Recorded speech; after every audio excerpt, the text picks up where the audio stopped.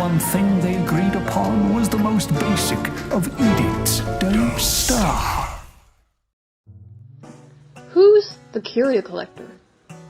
People who play Don't Starve together sometimes visit the trade-in, either in hoping of getting a high decent level spin, feeling scammed, playing minigames, or meeting their kitty friend. Manuel, if you stay for a while, you can hear special dialogue talking about himself and the elusive Nox. Judging certain phrases, it seems he's aware of you, the player. You can even hold his hand, allude.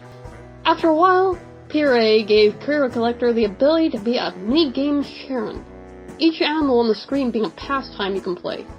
Egg Telly has Curio Collector kneading robin eggs. With rounding, he expects you to get all eggs to the number 100. I can only assume he wants to eat them, judging by the completion dialogue. Well, it's not him. He says mouths to feed, which implies something other than Nox. For Hollow Knights, they introduced Raven Rappers Raiders, a game involving matching tiles and crows a la Tetris. Unlike the robins, Curio Collector wants the crows away. Crows are interested in shining objects. These shining objects being the Curio Collector's wrappers. I'm intrigued by the existence of these wrappers. They were introduced by this game. Collector mentions favorite candy, so there's a candy manufacturing constant. Pretty sure it's not Orly. I can only assume there might be some connection to Corvus Goodfeather's people. Crows. How does Corvus Goodfeather think about Curio Collector hurting the smaller versions of his people? For Winter's Feast, the devs released a Feasting Pair of Birds, a simple matching pair game. There's little to say mechanics-wise, but it reveals Curio Collector having a similar mean streak towards birds like Woody. There's also the return phrase, mouths to feed. It nerves me anytime he says it. 2021 was a busy time for our trader. It being the year of the beefalo, we saw his hobby of trading beefalo beautification, act as a judge. Surprisingly, Merms, Pigs, and Bunnyman put aside their differences to see which booth is the prettiest. This event shows us how tall he is to the rest of the cast. Pretty big boy. We jumped to Carnival 2021 for Mess of Maze. Apparently, little did we know, the collector has been to the carnival before the entire cast. He also has a maze.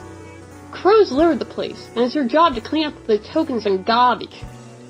The mysterious collector acting as an overlord to the situation, congratulating you along the way as you clean around. So let's recap. Curio Collector is a big man who tends to the booths. The mouths to feed, I assume, yet nothing compares to his Nox, a creature whose horns have only been featured in the Forge. Guy somehow owns a maze where corpses brood lair annually. His second hobby is collecting wrappers and raising eggs for his food. We got a big mystery though. Who's this boss he mentions while idling? If the collector is the same size as Charlie and the non-playable character Maxwell, is the collector's employer someone even bigger? Let's go to the speculation zone for this one. During the Forge, the devs were planning on having a chess trader who has a similar role.